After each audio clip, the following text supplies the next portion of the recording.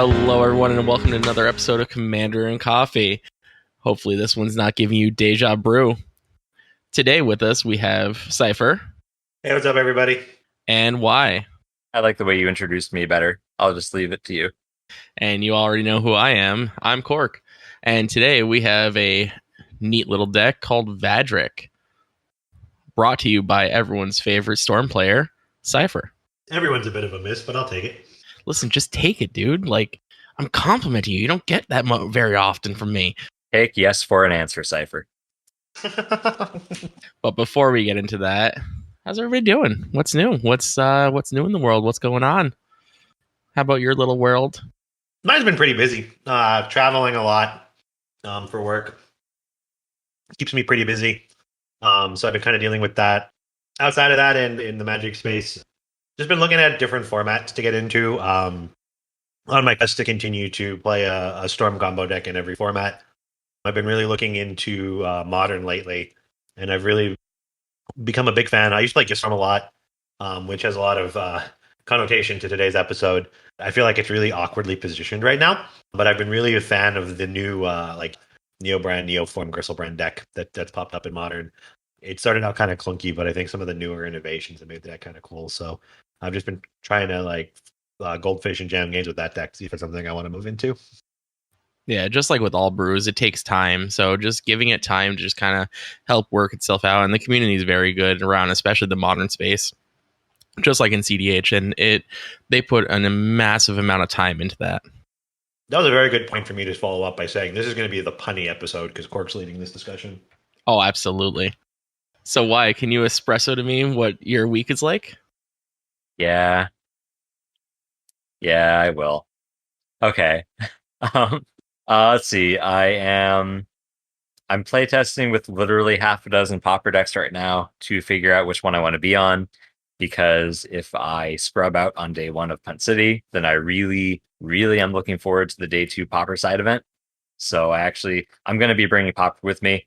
I am absolutely going for the gold, but in the event that doesn't work out, then I want to be able to fight on day two to get a little bit of glory out of the weekend. So that's my plan as far as Magic is concerned. And then I'm just trying to play some more disc golf while the weather's still good. Magic isn't the only thing I'm trying to do, and I feel like having a balance of other pieces of my life make me a better Magic player. So yeah, trying to keep a balance of a couple things going on. Love it. I mean, that work-life balance is really important in everything. Neither of those were work, but okay. Magic and disc golf, that's not it work still at all. goes for the same thing. Listen, Magic is work, and so is disc golf because you're putting the work and you're putting the effort in, and that's still a mentally straining thing. That's fair. I mean, I'll take the credit. Sure. As for me, softball's winding down. I'm getting pretty much done with everything. It's coming up towards the end of the year for me, and I'm excited to just kind of go back to doing trivia and name that tune and just going back to my usual, hermit shell. It's been a low injury season for you, Cork, hasn't it? So it's actually funny that you mentioned that. Just today I was playing a game and I turned a double play off of the ball getting hit off my stomach and into the shortstop's glove as he was coming across second base to turn the double play. Everybody just kind of stopped, looked at me, went, did you plan that? I said, no, not at all. But yes, I did. I'm going to go with that. Nice. Well, thank you for joining us. It's like Roosevelt being shot mid-speech. He's putting it all on the line for us for the podcast today. So thank you for being here, Cork. Thanks. So Cypher, Vadrik, could you help me with this? Oh, this episode's going to give me gray hairs. Oh my god. Yeah, Vadrik.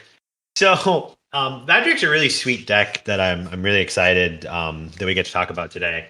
It's definitely a brew that I've been working on for a bit.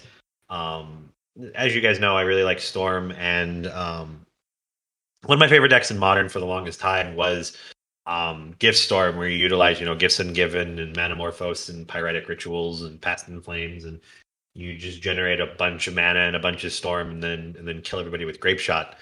That was my intro to Modern, actually. Yeah, it's a really sweet deck. Unfortunately, things like Ragavan get printed, and Solitude and Grief, and the power level has they've added tons and tons of powerful cards and haven't given anything to Giftstorm. So it's sort of very fringe right now. This is a fun deck, but I don't think it's the same level as what it was back in the day. So I wanted to play something similar to that. Obviously, Gifts is not legal in the format. You can't cast Manamorphose in a blue-red deck, and you don't have multiple copies of spells to build up a huge storm count. And Grapeshotting a table of 40 life is definitely challenging. So I was looking, and I came across this card from, I think this is from the Midnight Hunt one. It's one of the two new Innistrad ones. I'm not sure which one it came from, to be honest. I think it's Midnight. Yeah, it's Midnight Hunt because it has the werewolf. Yeah. Vadrik. So what Vadrik does is he's 1 a blue and a red for a 1/2 human wizard. And then if it's neither day or night, it becomes day as Vadrik enters the battlefield. So you're using that werewolf day and night mechanic. To be honest, it's cute. I don't care about it that much. But what I do care about is instants and sorceries cost X less to cast, where X is Vadrik's power. So essentially, he's a Baral or a Goblin Electromancer in the command zone, which is really cool. Baseline when he comes into play. But where the day and night mechanic comes into play is whenever it becomes day or night, I get to get a +1/+1 counter on Vadrik. So essentially, I'm able to heavily reduce the cost of the colorless cost of all of the cards in my deck that are instants and sorceries by utilizing Vadrik. So that was kind of step 1 into the building blocks of the deck. And then step 2 was trying to find the ways I can win. So in the same token, where I can't use something like Gifts Ungiven to search my library for a couple of cards, have my opponents pick them, I can play Intuition, which is not legal in Modern because it's so old, and does functionally the same thing. In some people's eyes, it does better things than what Gifts can do. That's a debatable question for another day. So essentially, I've constructed, as we kind of go through this deck, I've built my own Gift Storm in Modern as we go through there. So that was the plan. That was the intent. I sleeved up the deck to play it. I thought it was going to be casually high power fun, and then I found out that the deck's actually kind of absurd. It can do a lot of crazy powerful things. It doesn't do them as well as other decks can do. I definitely think there's better decks out there, but this deck is out of left field. It's hella fun. Nobody knows what you're doing until they're dead. Yeah, it's really a brutal blend of multiple different things, almost like a house blend of cards of Modern legacy staples that tend to make things go off the wall. When this episode's over, I hope you guys comment the number of coffee puns that he's utilized in this episode. I want to know the count. On my initial skim through the deck, I mean, I'm not the one building this, but like kind of more of like a layman's eye looking at this list that you have built. You have the slow version of increasing Vadrik's power through the day-night cycle. I see you also have ways to kind of cheat that out with these, I mean, not necessarily giant growth, but things that increase Vadrik's power even just for the turn. These giant growth abilities are functioning as a ritual in your list. Oh yeah, there's such fun. Like this is playing with cards that are kind of wonky and weird and win the game. One of my favorite cards in the deck is called Sudden Breakthrough. It's from Strixhaven, but it's 2 mana. Target creature gets +2/+0 and gains first strike and create a treasure token. So with Vadrik in play, it just costs a red mana, right? So it's red mana and it replaces itself by giving you a treasure. It basically like pseudo Dark Rituals, right? Like Dark Ritual, when you cast it, you net 2 mana off of it. This does the same thing. And it's funny is you cast Sudden Breakthrough and then the table's like, yeah, I don't care about that. They don't realize that because I let that resolve, they're now just dead. They're now just 8 levels of dead. Yeah, this deck seems to have a magic number, quote unquote. If Vadrik reaches that magic number, the game's over. And I think the magic number is 3 power, right? If I remember correctly. Yeah, three power unlocks a lot of things you can do. I love your combo linchpin being a 10th pick draft common. I can't stress that enough. Yeah, so this deck, there are some really cool strengths and weaknesses to the deck list.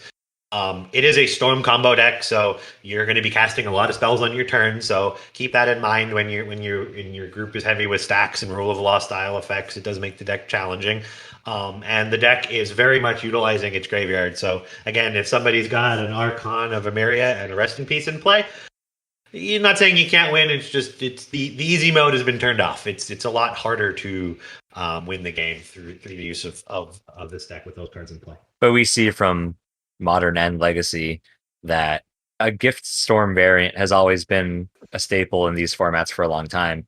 People do run Graveyard Hate despite there being a Storm deck in the meta.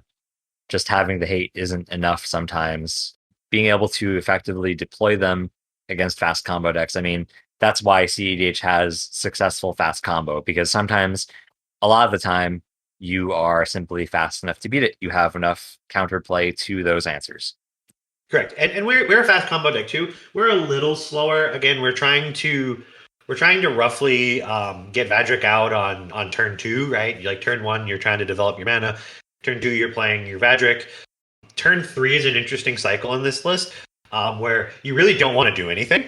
Like the higher level is you cast Vadrik and you pass, because that automatically will then force your opponents to either respond there, or if they just pass, that'll cause the day-night to flip and get you that power, which is important because then in the next turn cycle, chances are somebody's going to cast 2 or more spells, which is going to trigger that flip and get you to that third power. So realistically, by doing nothing and letting your opponents play, you can get to that 3 power necessary just by letting a turn cycle go through.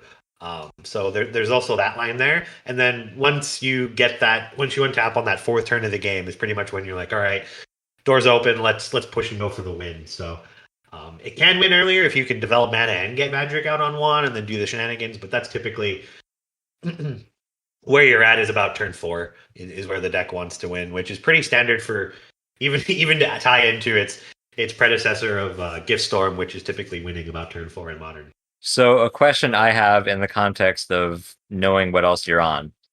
I know that both of you, Cypher and Cork, you're both really big on the Karakushima or Kark variant deck lists out there. You've both been on them, you've both played them to some success, and you seem very confident in playing those decks.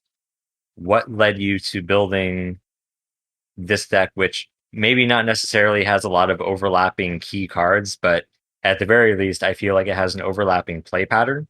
So how would you say that Vadrik is a diverse deck from a Karakushima list? Great question. So a couple of ways. One, what made me move on to this deck is Kark Sakashima is a storm deck in the sense that you are doing the storm things, but it's also a little different. As a longtime storm player, like you're casting spells and you're retaining and you're going through, so you're kind of doing that same thing, but you're a lot more luck reliant in that deck because you're really hoping to hit flips and trigger flips and kind of do the motions. That like it true to form at the end of the day, I honestly think that's a bread and butter piece of it, but like you're not really like focusing hardcore on that. You're looking to assemble a bunch of creatures and find it. It's a lot of non-deterministic stuff. Whereas something like Vadrik is, number one, it's lower key, right? We all know there's been a lot of debate in the Magic community over Kark Sakashima. Is it good? Is it bad? Some people genuinely just hate the deck, right? They see it and they're like, I don't like this deck. I'm going to punch you in the head because I hate this deck, right? Like, I'm just going to target you. I don't like this deck. So it has that bad connotation to it. Yeah, there's a whole big brouhaha over it. So that kind of led me to wanting to look at other things. Genuinely, this is me saying I love Vadrik. I do think Kark Sakashima is probably more powerful overall. I'm not saying this deck is bad or underpowered. It's just that I think, like, in a blind meta event, like you're looking to play the most powerful things, I think Kark Sakashima actually edges this deck out in the patterns that it can do. But it's a unique deck that doesn't really have, and I know why this kind of sticks in your role. You put a Vadrik in play, and no one's going to take you seriously for the first couple of turns until it's too late and they're already dead, right? You're going to play Vadrik, and they're like, what does this do? Oh, that's cute. And then you're going to play Sudden Breakthrough, and they're going to be like, what does this do? That's cute. And then they realize they're just dead. Like, there's nothing more they can do. Game is over. I've locked it up. It's done deal. Thanks for playing. Come again, right? Yeah. So that's what kind of moved me into this line. And there's a couple of cards in here that are my pet cards that I just really like to play, and I wanted to play, like things like Past in Flames, right, which aren't genuinely seen as very good and not very good even in the Kark deck, that I just wanted to brew around because I think their cards are powerful. Yeah, I mean, and I mean, why this is kind of your headspace too. When you look at these type of decks, you want to go off the wall. You want to basically sit down at a table and nobody wants to take you seriously. They want to look at the Tana deck and the Thrasios Tymna deck and, you know, Thrasios Crom or Winota or, you know, Najila deck and go, oh yeah, I'm more scared of that person than that person over there. Like Vadrik, I don't know what that does. I'm going to read it and then push it back. It can't do anything to me. It's just some homebrew. And then look at those ones, and next thing you know, you got some trouble brewing. Yeah, I want that stealth bonus every game I can. Yeah, I mean, like, somebody puts, like, an Ad Nauseam, a Jessica's Will, you know, everybody knows what these, like, powerful cards are on the stack, and they're like, oh, yeah, that thing needs to be countered. You get a lot of people asking a lot of questions when you put up Pirate's Pillage on the stack, and everybody goes, what the hell does that do? Yeah, like, what's the important card to counter, right? I agree. Yeah, how good is this? And they don't know, like, this is the card, right? If this card resolves, I'm now set up to kind of go off. And they don't know what that's doing when they're doing it. So that's a cool thing about the deck. Or vice versa. They're wasting removal and counter magic on things that are not key pieces, which is just as good in many cases. Yeah, so we pretty much talked a lot about how the deck performs and how crazy it would be. So, like, how are you living La Vida Mocha? Okay, so there's a lot of this man. I'm looking over. He literally has a list of coffee puns. Absolutely, I am not this clever. Half his monitor, yeah. He's ready. He's just ready to read them off. Just rip the curtain back. Yeah, it's really just the perfect blend of everything. Anyways, so how the deck wins is kind of convoluted. There's a lot of process.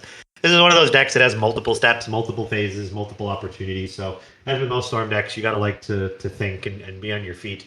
But the 2 1-card win conditions we have in the deck list that are really powerful is Intuition, like I talked about, where you can reveal 3 cards and then you show them to your opponent and you tell them, I don't give a crap what you give me, you're dead. The other card that's a reader is another card from Strixhaven called Fervent Mastery. Now, I'm sure none of you know what this card does, so I'll read it to you. It's a 3 red, so 5 mana total sorcery that I may pay 2 red rather than pay the spell's mana cost. So it lets you cheat it by 1 if you really want to. If the 2 red cost was paid, an opponent discards any number of cards, then draws that many cards. So I'm not really into that function, but what I am interested in is its actual effect, which is search your library for up to 3 cards, put them into your hand, shuffle, then discard 3 cards at random. So essentially, this is Intuition number 2. It actually gives me a second copy of the card. It's a little different that I shuffle and discard, but again, with Intuition, I don't care what you give me, I'm going to win the game. It's the same thing with this card. I'm going to shuffle whatever I discard. That's fine. It doesn't matter. It's all irrelevant. I'm just going to win the game from here with these 3 cards on the stack. So those are kind of like what you're trying to do. And then with Vadrik in play, you know, Fervent Mastery costs red, and Intuition is sitting at just a blue. So then you're able to kind of go off from there with what you get. Yeah. Which is really cool. Love that about decks like this, where you can quite literally just go, I'm going to slam down this Intuition, and there's 3 cards that I'm going to show you that no matter which one you give me, the game's over. The staple example is Underworld Breach, Savine's Reclamation, and Lion's Eye Diamond. That is like the staple example of, hey, I don't care what you give me, I'm still winning. So do it. I'm going to win no matter what the result, and one of the 3 of you is going to feel particularly bad about it. Right, exactly. But don't target the green player, because then you can get Veil Summered. Yeah, and speaking of Breach, we actually do play Breach in this deck list. And one of the neat things about this deck list is we're not on LED, specifically because there's not a lot of value for LED outside of having the Breach combo. Because like we don't really want to fully discard our cards from our hand or go negative in cards. Yeah, I guess Vadrik doesn't represent card advantage per se. It's just like an engine.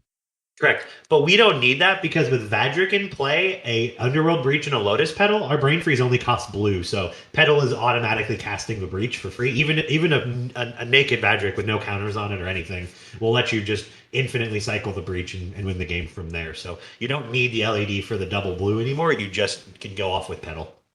Yeah. So we talked about getting to the combo and getting the 3 cards. What exactly is your kill? What's your win? So there's a couple ways to kill. The key card that is going to glue this whole rest of this conversation together is another very powerful cEDH All-Star, Reiterate. So what Reiterate is it's 1 red for an instant, and it has buyback 3. So I can pay 3 additional mana, and if I do, I get to return the spell to my hand as it resolves. And what it does is it copies target instant or sorcery spell. You may choose new targets for the copy. Now this is where Vadrik having a power of 3 is so important, because he can pay for the buyback cost on Reiterate. So now Reiterate reads 1 red, copy target spell that makes me mana or draws me cards, and continue to do that. So having a Jessica's Will for a red mana, and then casting a Reiterate for 1 red, generating me at least 3 or 4 mana, lets me infinitely cycle Jessica's Wills to draw my deck, exile my deck, generate a crap ton of red mana, continue to go off that way. You have things like Seething Song in the deck that lets you generate infinite mana through that effect. And then you have cards like Drown in Dreams, which draws your opponents out. You have Stroke of Genius. And then finally, you have a card called Electro Dominance. Again, another cEDH All-Star, which is X red. Electro Dominance deals X damage to any target. You may cast a card with converted mana cost X or less from your hand without paying its mana cost. So essentially, you can make a copy of that, buy back the Reiterate. The copy resolves, you put the Reiterate back on the stack, copying the Electro Dominance again, putting and buying it back, and just continuing to kind of cycle through those avenues to just kill the opponents through that way. So basically, it's X spells, and the 3 X spells that I have chosen are Electro Dominance, Drown in Dreams, and Stroke of Genius. Yeah, it's really just, for a non-coffee pun, it's a beautiful storm of cards. It really is. Like the fact that like now your X spells cost less, all like casting a Jessica's Will for a red mana is, in my personal opinion, bonkers. It kind of gives me, way back when, before we started getting into cEDH, one of the staples of our deck list, or our decks, were Mizzix, with the experience counters that does the same thing as Vadrik does. In my opinion, does it better. Vadrik does it better. Yeah, he does a lot of neat things. Like I said, with Vadrik on 2 power, you basically, with Intuition in hand and 2 blue and 2 red mana, you win the game. So what you do is you Intuition for Past in Flames, Seething Song, and Sudden Breakthrough, right? And then from there, you're just basically cycling those cards, generating more mana. You're getting something like a Pirate's Pillage, which lets you draw more cards and create and generate treasure mana, because Vadrik, it only costs red, so now it's actually making you mana. Frantic Search does something similar. And then the other unique card that's really cool in this deck list is the dual card Invert Invent, which we don't care about the first half. We care more about the instant speed invent half, which for 4, a blue and a red, lets you search your library for an instant card and or a sorcery card and put them in your hand. So for blue and a red, you get an instant and a sorcery to your hand, which is something like a Jessica's Will Reiterate, right? Sorcery and an instant, and then lets you kind of go off from there to generate infinite mana, draw your deck, and then, stroke, Drown in Dreams, Electro Dominance, whatever you want them out of the game from there. So it's convoluted. We'll leave a link to everything in there to show you all the lines, because there's a lot of variations to what they give you and how you execute the combo. But that's kind of the rough gist of how we're getting to what we get through. So again, it really harkens back to that modern gift storm where you're casting making a bunch of mana, using your Past in Flames, using it to make a bunch more mana, building that up, and then tutoring out the win from there. Yeah, it's a bit of a tall order to remember it. It's not quite as complicated or as many steps as like the Anala Spellseeker line, which is 20 plus steps, or some other decks that we've talked about, or decision. But it's very, very heavy on the decision making. I actually played with Cypher in one of our Two-Headed Giant events around here, and he was on this, and I was on Black-White Yoshimaru Tevish. And at one point, we sat there and I looked at table, I looked at his hand, and I went, "Oh, you just win." And he's like, No. And I'm like, No. We just do da-da-da-da.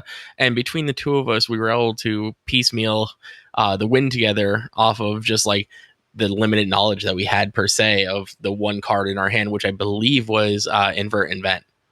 Correct. I think it's also worth appreciating, based on this list, that outside of the combo, I think Vadrik has a lot of utility in the same way that Brawl has a lot of utility. That when you're not going for the win, just having a cost reducer on your cantrips, on your counter magic, on your removal, and on your wheels You just have a lot of great digging potential. You always have a game action that you can deploy without worrying about your mana cost.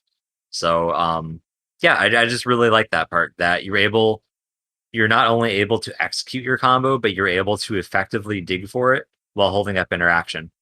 For those that are a little more into the EDH space, man, spending 4 mana to overload a Cyclonic Rift is really fun.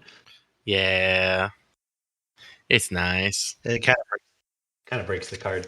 But yeah, you're not as heavy in the control role. You can play that role, but a lot of your deck is focused around trying to, put the combo together, as most Storm decks are. You're not fully invested into, having a bunch of counter spells in the deck list because they're usually pretty bad for you overall. But you can pivot to that role. Not to mention that what's interesting about the deck list too that I want to bring up is they're +1/+1 counters on Vadrik. So Vadrik just gets bigger. So things like Ragavens, things like Timnas, things like Nagilas, like you're just not really getting attacked that much anymore when you have a Vadrik that's got like 2 or 3 counters on it in play because it's just too big. It gets out of the way of a lot of like burn damage removal too, which is nice. So it kind of gets out of scope there and then kind of protects itself in that regard, which is nice. I mean, it still loses to all the other types of removal, but being able to kind of get around some of that stuff's kind of cool too.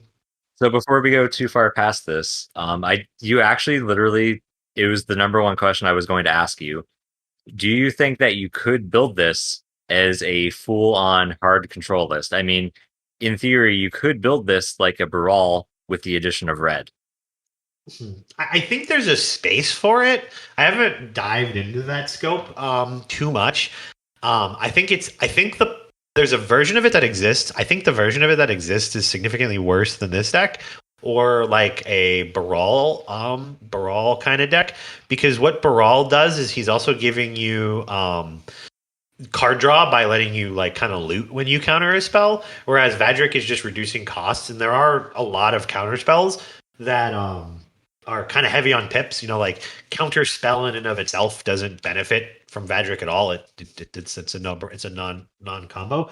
Yeah, and I suppose the counter spells that say draw a card, they're very cost ineffective without Vadrik in play. So you are leaning very heavily on your commander at that point. Higher ceiling, lower floor.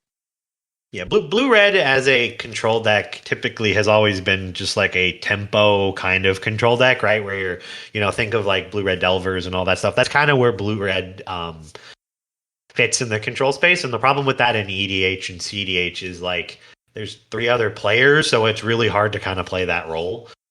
Yeah, I guess the best example is like Niv Mizzet, right? Yeah, like Niv Mizzet's probably the closest thing because you can play board wipes and like Niv Mizzet's uncounterable. And again, the fact that Vadrik doesn't give you card advantage, I think, is the biggest piece of the puzzle, right? The Storm decks, we don't care that much about card advantage. We have ways to generate that. We do care about it, though. I'm not saying we don't. We really do. But the fact that he gives you mana advantage is what's more critical to me from a Storm deck perspective, because that allows me to continue to do what I need to do to win the game, right? Versus something like Niv Mizzet, which is generating you card advantage over card. Like you play a counterspell, you're drawing a card, you're killing creatures with it. It kind of fits that role a little better, I think. Yeah, I think that's good insight because this really wasn't my project. I know this was kind of somewhat of a joint adventure between you and Cork. Were both of you kind of all in on the Storm strategy from the beginning on this idea? Yeah. I mean, the Storm space is obviously Cypher's, forte. Mine is just to, go, hey, that seems neat. Can I understand this? Okay, yeah, this is fine. This works. Yeah. We played it in a 2-headed giant event. And we just kind of threw a deck together for him that played silences really well, because that's kind of what I wanted to have. That's kind of like the one thing that this deck wishes it could use, is something to just shush the table so you can just kind of win. Because again, you're not really on a lot of counter spells. You're kind of casting your combo, blind into open mana if you feel like you have to go now. You do have some play to it, so I'm not saying you're forced into that, but you're kind of just like, yeah, you're going to jam and see what happens. So the pairing wasn't even that great. It was just 2 pairings, and Vadrik was just like, yeah, I'm just going to carry us. And he did in fact get some early combos, and the silences helped from Cork a lot too. But yeah, I think in the one game we fought, Vadrik had to fight through, God, it was like 5 silences turn after turn because I just had the win, and they knew it, and they had just kept silencing me to try and slow me down, and it wasn't enough. We were able to continue to grind through those wins.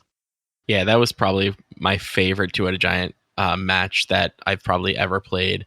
We battled through 5 silences and still came out on top by outplaying our opponents, and it was just the most perfectly crafted win and feel good win, to the point where I reanimated I reanimated their ranger captain just to silence them back, to show them what it's like. Cypher and I tend to, when we play our two-headed giant events, we tend to just go, yeah, who's gonna win this time? Is it gonna be me or you? And then sometimes we'll actually just battle each other while we're trying to combo out. It's kind of our thing. Yeah, so we we do that a lot. It's funny. That was the first time we ever partnered in two-headed giant. I forget what we were playing, but Cork went to win, and he put the winning card on the stack, and in response, I comboed over. Yeah, we just basically race a lot of the times. Speaking of racing, you know what's getting my heart racing? This coffee. He's over here flashing a light when I use a pun. Negative reinforcement. So, but for real, what's that was actually a segue into the coffee segment, just so you know. Well, we're here now. Let's get this over with. What are we drinking today? Why? We are drinking, going within the theme of the day and night cycle. I started my day with dark roast, and I had an after dinner espresso. Just like a Starbucks espresso, nothing crazy.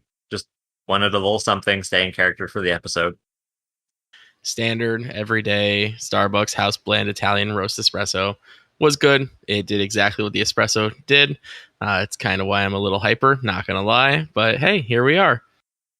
We already talked about Fervent Mastery. We talked about cards like Electro Dominance and Invert Event. Another card that I want to talk about a little bit is Recoup and Mystic Retrieval. They both function almost the same, but you don't see those too often. Tell me a little about them. Yeah, so they're part of combo lines in and of themselves. Like I said, there's combos for days in this deck that you can try and pull from, as well as being just good value cards. So you can kind of attempt to win. If they try and stop you, you can kind of buy them back and try and keep going later on to try and find the win. Like I said, the win is pretty self-explanatory with the strokes, the brain freezes, the Jessica's will reiterate, which is what you're trying to get to. So every piece is just trying to get that.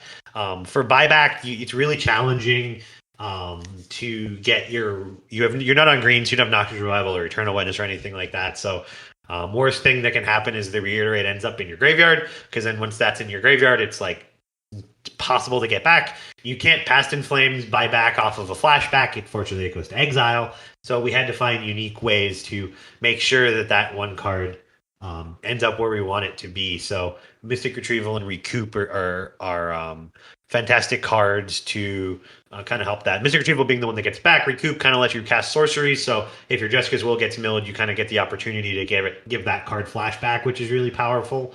Until the end of turn for 1 red mana, and then your Jessica's Will is another red mana, and you get to pop off like that. So you can do crazy things like that to kind of help you go off from there. Lo-fi cards to combo and vibe to. I'm going to see myself out. Thank you. Not if I see you out first. So why? I don't know about you, but did you take a peep in the enchantments down there? I was going to say, it doesn't look like we moved to TikTok as our platform, because it sure looks like we're chasing clout. I'm the only sane one on this podcast. Yeah, so I guess we'll talk a little bit about Cloud of the Dominus. This is a very unique line. So I wanted to have a card that can get Vadrik to 3 power for the lowest mana cost possible without having to do the standard line of... Because some of the times you're not going to have the time to just not cast a spell on your turn, pass the turn, hope people don't kill you or win the game, but while casting 2 or more spells, and then the turn gets back to you. So Clout does a couple of great things for the deck. It's actually one of my favorite cards in the deck. Is it pumps Vadrik to a 3/4 when it enchants it, which is absolutely cool. It also gives it haste, which I do not care about in the slightest. It literally is wasted text on the card to me. But what it also does is it gives it Shroud. So by giving it Shroud, basically protects it from all of those awful removal spells that are going to try and kill it before I can combo off. None of that stuff's going to happen. I'm free to go, and I'm able to just kind of win from there.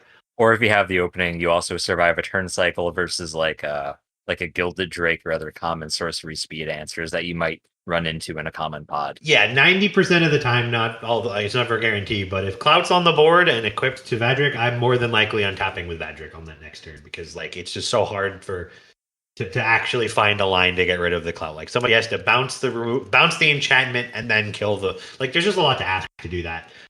So it really requires the table to come together. And again, we talked about how no one's really like it's a Vadrik deck that put a enchantment on it to give him haste and make him bigger. Like, what's this guy doing? And then you're like, you're just dead. That's fun. There is a downside to the card, though. The other card we talked about, Sudden Breakthrough, that really makes the deck hum and is a critical part to the combo. Can't be cast if you're going with Clout because the creature has Shroud, so it does work that way. But you can target your opponent's creatures, so you can keep going with it. You just can't target your Vadrik anymore. So you can't target Vadrik with Sudden Breakthrough, but you can target your opponent's creatures, which makes me really like the Cloud in the deck and think it has the viability there. Yeah, because you really don't care if you're giving your opponent's creature +2 power because you ain't swinging it anyway. Nope. Any other noteworthy cards that we should be on the lookout for if we ever see a Vadrik across the table? I mean, Selendi Vision is kind of neat. So Selendi Vision and Valakut's Awakening are two very powerful cards. Selendi Vision being obviously, it's a land, which is great if you need it to be. But for 1 blue mana to look at the top 6 cards of your library, reveal an instant or sorcery, and put it into your hand, be like a 1 mana Peer Through Depths or 1 mana like Impulse kind of thing. Instant speed, kind of like it's all just really cool into what it does. So being a land or being that spell is pretty good when they're being discounted by Vadrik. And then Valakut Awakening is a sweet card. So it's a red mana to basically Wheel of Fortune just yourself with the card, which is pretty cool. It's another card that goes infinite with Reiterate to draw our deck because you can choose 0 as the number, and then you draw 1 card. So you can kind of cycle that as well as a 1 mana cantrip if you need it to be an instant speed cantrip, or you can use it to kind of get those clunky lands that are in your hand, get them the hell out of there, and get some actual gas. So that's another really interesting card that's in the deck list and some neat lines you can do with it. I really like how we're coming off the Carrick episode, and this is almost like the half brother of Carrick in a lot of ways, as far as like your decision making goes. Because whereas Carrick has an utter disregard for black mana pips, you have an utter disregard for colorless mana. So I feel like you're kind of doing the other half of the coin as far as what you're able to cast, what you're able to reduce the cost of during your turn. Yep, whereas Carrick's looking for like mana crypts, mana vaults, and stuff like that. Those cards are actively, outside of casting like Vadrik, they're pretty bad in the deck, actively speaking. Like, this is like low-key one of the decks where like, I'm playing it and I'm not going to cut it, but this is one of the low-key decks where like, Mana Crypt's not the greatest card in the world. It doesn't help me cast a lot of things once Vadrik gets going, but it helps you get to that point, which is just busted and why it's in the deck list, because we all know it's a broken card. But like, it's not like helping me kind of transition to where I want to go. I really am more invested in things like Pyretic Rituals and Desperate Rituals and stuff to get me the colored mana that I need. Oh, another one I wanted to add on to the discussion for you. I feel like the number is going to be kind of high. Have you found yourself casting the front half of Seagate Restoration a lot with this deck? I feel like the 4 colorless mana is no problem, but blue, double your hand size might be really good in here, I feel. Blue is a challenge. I'm not going to lie. Blue does not have very many ritual style effects. They're mostly in red that you're generating. But yeah, it is not uncommon to have a Seagate in your hand that only costs triple blue, and then when you get there, you to draw a whole bunch of cards and kind of go off from there. And then it is mostly used for the land, but it is very powerful in the sense that you can follow that line and just, again, for triple blue, just, Seagate Restoration and draw a whole bunch of cards. One of the few decks that can actually cast the card, I feel like. I think most decks play it for the land. This deck does actually have the capabilities to fire that sucker off. The deck is just silly. I love it. It's unique. It attacks it from a different format.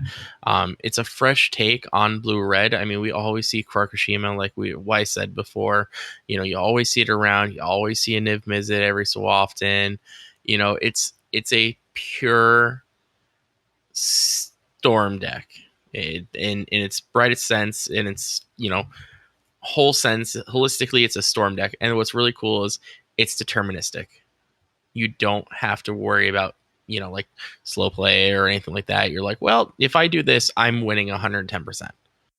Yes, and I love the basis of this deck being a gift storm deck by another format. If there's one thing we appreciate on this podcast, it is a single origin brew. So great job on working this through, Cypher and Cork. Mainly Cypher, but I was here for moral support and going, you probably shouldn't play that. I think the closest card to the last card I'm going to talk about that we could get into hands that fits in that like high expensive like triple color cost spell is Mizzet's Mastery. It's probably one of my top favorite cards in the deck. It doesn't get used as often, but when it does, I'm just like, oh my god, I'm akin to Candy Star. I was back when I started playing EDH. Like I played EDH for long before the Commander precons came out and stuff. But when they did, I loved the Mizzix deck and I loved doing the Mizzix things. But Mizzix Mastery just being red, cast every instant and sorcery card in my graveyard is just so much fun to do. You just go Pyretic Ritual, overload Mizzix Mastery, and then recast Pyretic Ritual plus everything else that's in your yard, and you just get to go off. Yeah, the good old Timmy Storm. You have some pretty neat cards in your considering section here as well. I know we don't usually go into it too much, but I'm kind of curious as to why you didn't choose some of these. One of them is Desperate Ritual or Recurring Insight even. They're not in here because the primary engine with Reiterate combos requires 3 mana with Vadrik at 3 power to function. So in order to use Desperate Ritual or Pyretic Ritual to win, you actually need Vadrik at 4, which is again an extra ask to get than 3. 3 is really easy, 4 is challenging. So that's why a card like Seething Song took its place, because the 5 red actually lets you net mana off of it with the Reiterate line. Okay, I get it. Over that, what was the other card? Haze of Rage. Oh, Haze of Rage. Haze of Rage and Reckless Charge. These are other variations of Sudden Breakthrough in the fact that Reckless Charge being 1 red, target creature gets +3/+0 and gains haste until end of turn and has flashback for 2 in a red. That lets you, pump that Vadrik up. This one specifically gets him up to 4 power, right? And Haze of Rage, it gives you +1/+0 and it has buyback for 2 and it costs 2, but it also has Storm, so it can get super big. The reason those aren't in the deck is because, again, I want to be lean and efficient in what I do, and Sudden Breakthrough giving me the mana back in the form of a treasure as well as the ritual effect is huge, because again, we're casting spells that do have a requirement to cast a colored pip, right? Whereas if I tap out completely and cast a Haze of Rage, or a Reckless Charge, my Vadrik's going to be huge. It's going to be a 4/4 to potentially a 10/10 or something like that. But if I don't have another colored mana, I can't do anything. I'm kind of stopped. So Sudden Breakthrough lets you go off half a turn to a turn earlier than those cards, because it buys back the colored pip in the form of the treasure token, allowing you to cast the ritual to kind of keep the ball rolling, if that makes sense. Yeah, no, that absolutely does. My all-star in the considering pile, collectively speaking, is Shuko, Sai of the Shinobi, and Bonesaw. Just having a single colorless giving Vadrik an extra point of power is beautiful. I can't speak to the viability of these cards, but man, I hope they're good enough one day. I love them. Yeah, they were close. They were my dark rabbit hole that I went down, because for both of them, both of them don't cost you a mana realistically, right? Because you're playing them, you're using 1 colorless pip to equip. As long as it's not a colored pip you're using, they're essentially free, because you're putting them on the Vadrik, and now your instants all cost 1 less, equal to that 1 that you just generated. So they're actually, in some senses, netting you mana, right? Because if you play strictly better than Sapphire Medallion. In this deck, kind of, yeah, actually. Because, and I'm not saying they're like that much better. Don't go specking on bone saws, listeners. That's worth your time. Shuko's was already. But yeah, it does turn into a medallion like effect once you slap it on Vadrik there, which is something I was interested in playing. And again, it's free, so it lets you kind of pop off. Oh, too late. Foil Shuko is $22. I would say Shukos have already spiked. Bone saws are cheap. I think they're like under $1 for the foils, but Shuko's got some dollars associated with it. Love it. We're making it spike before the episode even releases. All right, I think that's enough for caffeinating. Let's get to hands. All right.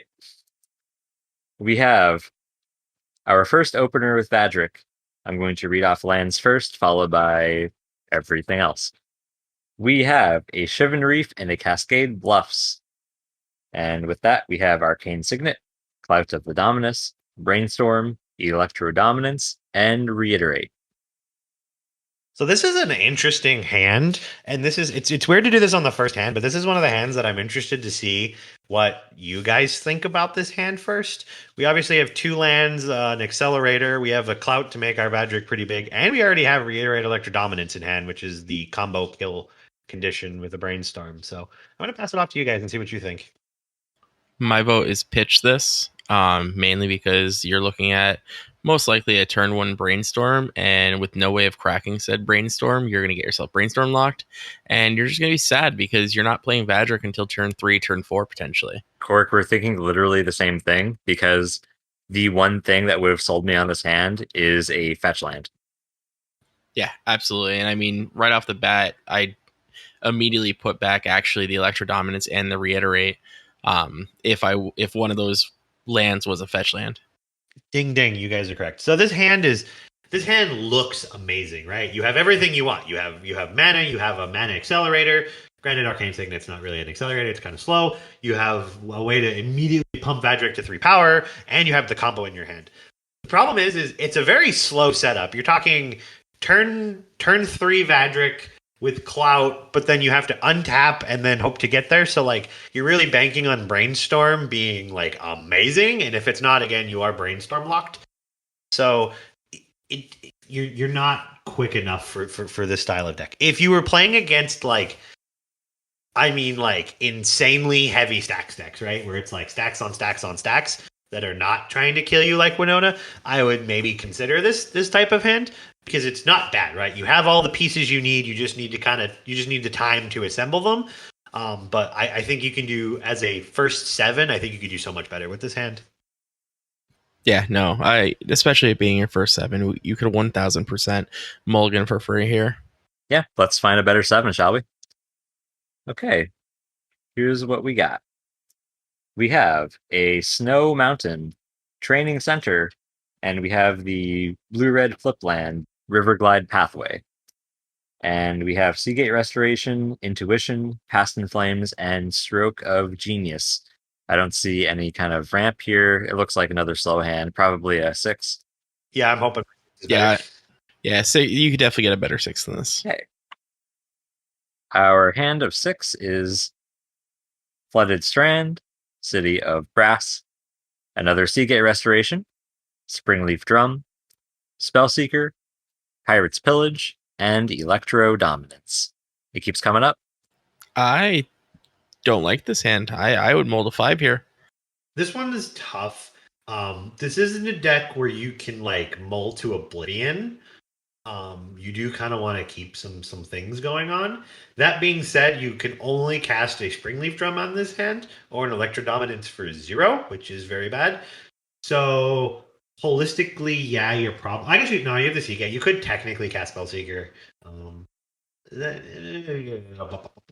So the line, if you were to keep this hand, the line that I see is, at the very least, on turn 3, you can cast a Spellseeker, and then using Springleaf Drum, you can cast a 1-mana spell that you get with said Spellseeker, whether that be like a gamble or a cantrip or something of that category. So your turn 3 is all right. Yeah, the problem with that though is you're not on Vadrik at that point, because like you're spending your 3rd turn to cast Spellseeker. So that would have to be, you would have to assume at that point that you're kind of moving more into the breach line win, which is fine, but then that means you're kind of like spell seekering for gamble at that point, and you're gambling that you're going to keep the um, breach in hand, and then you have to find like you have to get like the pirate's pillage to hopefully draw you into the gas to get there. Yeah, like that's it's fair. asking a lot, so I probably would mulligan this hand, but I just don't. It's just tough because like you just really don't like mulligan that low in this deck. Yeah, I'm confident in your deck building. Let's go to 5. I believe. Okay, so this hand includes a snow-covered mountain, a wooded foothills, a misty rainforest, a mental misstep, windfall, intuition, and stroke of genius. So you can either go the windfall route or the intuition route, depending on how your draws develop, huh? Yeah, unfortunately, you kind of have to make the decision for pitching at this point. I would. There's a gambler's line where you keep the 3 lands, you keep the windfall, and you keep the intuition, and then you just kind of play off what your deck's telling you to do by drawing. Or there's but the scary part with that is then you're binning your intuition, which is one of your 1-card win cons. Again, you have ways to buy it back, but you're still dumping that card. Versus you could also just put the intuition on the bottom, grab the misstep, try and stop some players' fast developments with tutors and soul rings and stuff like that, and then just try and resolve your own windfall on turn 3 to try and hopefully buy yourself back into the game, because again you're mulled pretty low, and to go off from there would be pretty Yeah, cool. I kind of think that might be like your only real option with this hand. It is slow, but yikes. Yeah, this is Storm 101. Some of the times you bank on the windfall resolving, it resolves, you untap, and then you win the game. I mean, depending on the board, you can also go like really slow, and you can cast a turn 3 Vadrik, and then like cast a 1-mana windfall later and draw a whole bunch of cards. But at that point, I would probably just want to be more on leaning on intuition to win the game. All right, let's see our next 7. Yeah, that was a good one to unpack. Okay, so this opening hand includes a River Glide Pathway, a Bloodstained Mire, Shatter Skull Smashing, Stroke of Genius, Fervent Mastery, Rhystic Study, and a Jeska's Will. Again, you have a lot of like really good cards in your hand. Fervent Mastery is a 1-card win. Rhystic Study is fantastic. Jessica's And no Will way is to get to them. great. You do have the 3. You do have the 3 lands to cast them, to cast everything with the Shatter Skull. It's just like really slow. Like it's another one of these awkward hands where like if this was like a second 7 and like I felt like the table was pretty slow, I would be like inclined to be like, yeah, it's fine. I'll just build up to the Rhystic and get that online, and then see where we go from there. But again, turn 3 Rhystic is a lot worse than like turn 2 Rhystic.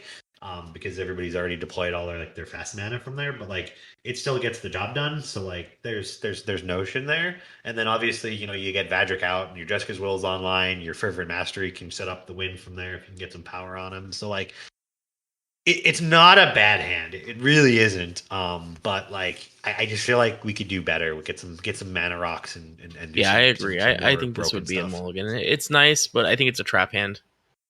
It's a great 6. It's a great 5. Just meh. We have a little bit of a gambler's hand, but it has a lot of backup. So Yeah. Let's read it off. We have for our second 7, we have a Shivan Reef, Shatter Skull Smashing, Valakut Awakening, Ponder, First Totem, Fierce Guardianship, and a Force of Will. So this sounds interesting. This hand is really great if Cursed Totem is really good in this pod. So like if you're facing a bunch of like Thrasioses or like a bunch of decks that creatures are going to have activated abilities, this hand's really good. Like if you're playing a bunch of blue farm decks, you're like, it's okay. But if you're really leveraging the power of Cursed Totem, being able to go like turn 1 Ponder, try and smooth out your draw, and then if nothing else pans out, just being able to like Shatter Skull into Cursed Totem, and then follow that up with like hopefully you get a land, and then you can hit the Valakut Awakening to start doing some things from there, or you could even turn it into a land and get your Vadrik online, and then you have Fierce Force potentially back up, and then just kind of like stall out the game from there. So it's I think keeping this hand depends on how good Curse Totem is in the pod. I think if it hits one player and shuts him off but doesn't affect the others, it's a tough sell. It's not bad, but I think I could do better on 6. But if Curse Totem's just like the nuts, like it hits 2 to 3 players, I'm probably more invested in something like this. I do really like the ponder here, though. I think that's kind of what that's what puts me on the side of keeping it, just barely. Because I mean, with ponder, with your draw step, you get up to 5 looks at finding your best piece, right? For this current opening. The ponder is what all makes the hand keepable. Like I said, I think the determination is are you fully reliant on ponder, or like are you reliant on the curse totem? Because like, not saying people do, but like it's one of those things, like if somebody randomly just counters your ponder, like, and you don't have a blue card, like, I guess you'd have to force pitching fierce to like have the damn thing resolve, because like you're so reliant on the ponder, which is just like not exactly where you want to be. At the same time, though, I like that it's not quite a desperation ponder either. Like, you're not pondering to find a land, which I think is, kind of being on your back foot. You're pondering to find action. You're pondering for a proactive spell, which I think is a different mindset to be in than pondering to find a land. Oh, absolutely, 100%. And the nice thing about it is, like I said, you have the Valakut. So like, if you're not hitting lands, your Valakut Awakening becomes the land you need. But if you are hitting lands, Valakut Awakening is able to like just clean up the hand altogether and just say, now we're gonna draw a fresh set of cards, and kind of go from there. Definitely a risky keep, but I'd say probably a keep nonetheless, depending on the strength, like you said, of Curse Totem. Very pod specific. Let's get another one in here. All right, so our next hand up, we have Valakut Awakening, Muddle a Mixture, Jeweled Lotus, Curse Totem, Ponder, Prismatic Vista, and Snow Covered Mountain. Thoughts, opinions, semi-angry threats of this hand? So this hand's actually kind of cool. It does some unique things. It obviously casts a turn 1 Vadrik, which is really powerful. But then what it can follow up with, depending on how the hand goes, is you can utilize Ponder to try and smooth out your draws, or you can just simply do your turn 3 play of passing the turn on turn 2 this time, a whole turn earlier thanks to the Jeweled Lotus, and just letting Vadrik grow, which would automatically turn on your Valakut Awakening for 1 red that you can kind of instant speed, shuffle away the rest of the hand and see what you get. I would probably lead on the Vista for an island to try and hopefully hit Spike another blue source to turn the Muddle on as well as another form of counter measures. But if you don't, it's not the end of the world. Again, having the mountain guarantees you that the Valakut's Awakening will kind of turn online and be able to go from there. And then Vista obviously can turn on the Ponder. If you're more inclined to just kind of ponder for right now and sculpt the hand a bit, you can do that as well. Curse Totem's probably more or less a dead card in this hand, based off of what the hand texture is. But again, if you are facing against a whole bunch of people that are playing activated ability decks, like if you go turn 1 Vadrik and then everybody plays like a whole bunch of dorks and you're like, all right, well, I'm just going to untap, cast a Curse Totem, and there's a strong chance I may actually be able to flip Vadrik a couple of times in the turn cycle. So that's kind of where we're at there, I think, with this. Yeah, I kind of like it. It's just risky enough to have that like gambler's problem there where it's like, yeah, I think I'll risk it. How bad could it really be with turn 1 Vadrik, right? You're deploying a lot of things that you're drawing. I think that the worst case scenario of this hand is still fairly high in the openers that you could be seeing. Yeah, and your draws are explosive too, right? Like, I mean, it's not the most explosive draws in the deck list, but it has a lot more tools in the draws than other decks, because you're trying to just be as explosive as possible with this deck. So there's a lot of high opportunity that the cards you can draw on the next turn or two could be pretty proactive. They could also be lands too, but you have a lot of looks at stuff. Yeah, but then again, the more lands you draw, the better, because the more lands you draw is just more things that Valakut's Awakening is going to convert into potentially actual spells. So. Yeah. What do we say? One more? You insist. All right. We got an interesting one for our last one here. Kind of curious to hear our thoughts. Scalding Tarn, Mana Crypt, Springleaf Drum, Muddle the Mixture, Drown in Dreams, Stormkiln Artist, Delay. This is also a hand that can be like potentially just like hard cast a drown for XP pools, I don't know, 5 in a pretty quick fashion. Yeah, you can also like just draw a bunch of cards too. Like it's fine because but like I said, like the neat thing with Muddle is like if you go like Vadrik, right, and you get Vadrik online, you're left with one floating mana, which is just the awkward. That's the awkward part of this hand is that it's colorless because like you want the second blue because like the turn you pass when you're not doing anything, you could discard this Muddle to go and find Merchant Scroll. Because that's not casting a spell, so that lets you use your mana on the turn you're Vadricking. Yeah, value drown. Mm-hmm. What I also like about this hand is that you have more outs than just drawing a land, because if you draw any 3 CMC or less creature that you can cast, you have the Springleaf Drum to float mana that way. So yeah, you have additional outs remaining that isn't just that. Yeah. I like playing the odds. It's certainly not a perfect hand, but I like playing these odds. Let's fight for Valhalla. You said that the tournament prize opener, this is a ship hand. This is a mulligan. So let's go for it then. Let's mulligan. For our second 7, we have Intuition, Bloodstained Mire, Mox Amber, Snow-Covered Island, Soul Ring, Shivan Reef, Rite of Flame. This looks like a pretty good second 7 here. Cypher, what do you think? Yeah, this hand's insane. This is exactly what you want to do. This is a turn 2 Vadrik into a turn 3 pass into a turn 4 win. Perfectly set up. This is the Nutso Busto.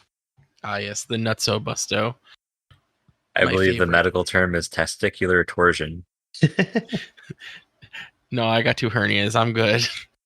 But yeah, this hand's just insane. Like, there's nothing much to say. You go turn 1 Sol Ring, turn 2 Vadrik, turn 3 nothing, get him up some power, then Intuition for Rite of Flame, Intuition, 2 blue, 2 red, you win the game. Nice. Well, guys, I do believe that's a frap.